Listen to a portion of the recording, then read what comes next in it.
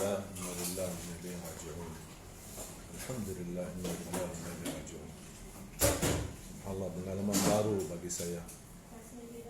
Yang biasa selama ini 12 tahun di Indonesia mengajak masyarakat menjaga nikmat aman, menjaga kebersatuan, menjaga kebersamaan, damai, sejahtera. Ternyata nasib saya berada di Bandar Lampung atas isi acara. Allah subhanahu wa ta'ala takdirkan ada orang datang dan Allah selamatkan dari pembunuhan.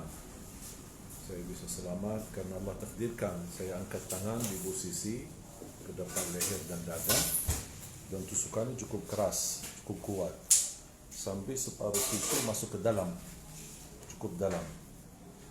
Tapi alhamdulillah di tangan saya patah, di leher patah, sambil batah pisaunya. Saya sendiri yang lepaskan pisaunya yang sudah patah di dalam, saya keluarkan. Alhamdulillah, alhamdulillah, inna lillahi wa inna ilaihi raji'un. Ini pelajaran baru bagi saya. Mudah-mudahan Indonesia tetap bisa menjaga nikmat aman, sejahtera, dan kita bersatu untuk memperjuangkan Al-Quran di negeri kita Indonesia tercinta.